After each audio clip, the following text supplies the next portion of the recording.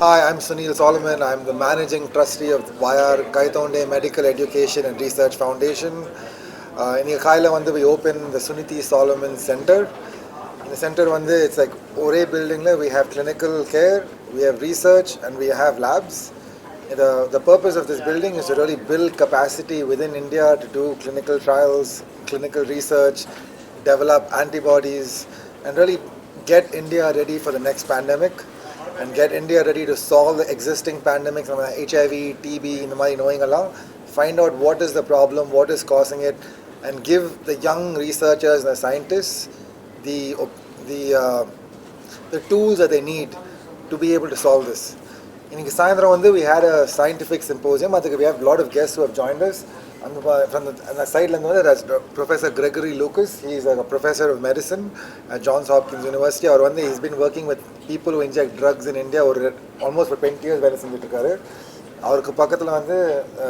Dr. Shri Mehta, she is the chair of the Department of Epidemiology at Johns Hopkins. So she's also been working in India for almost 2 decades.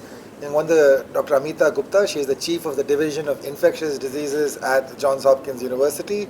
And she's also been working mostly in TB and HIV in pregnant women for almost 2 decades. There's Dr. Mark Salkowski, he's a professor of medicine at Johns Hopkins University. He's also the senior associate dean for research in the School of Medicine. Dr. Gavin Cloretio, he is the head of infectious diseases research at Abbott Laboratories. Dr. Paul Orwater, he's like the clinical director of services at Johns Hopkins University School of Medicine.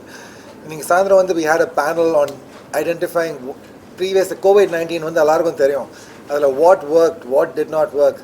Pandemic, what should we do to prepare ourselves for this pandemic? That's a discussion.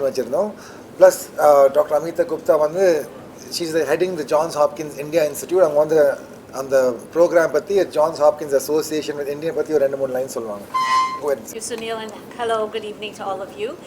So I'm Dr. Amita Gupta, and at Johns Hopkins, we've been working with India now nearly a century.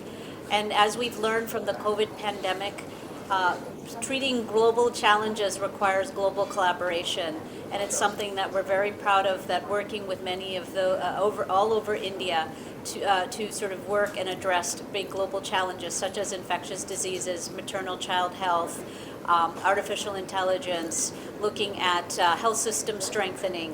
These are just some of the areas that require global solutions.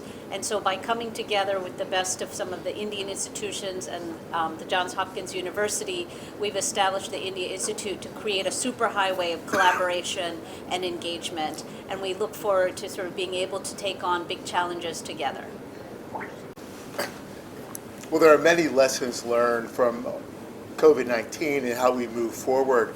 I think one of the major lessons was the need to come together and work together and collaborate both with our own internal teams, but really across the planet, but also to communicate the research findings with that same uniform voice so that people around the world can learn from data derived from clinical research rather than other means that may not be scientifically valid.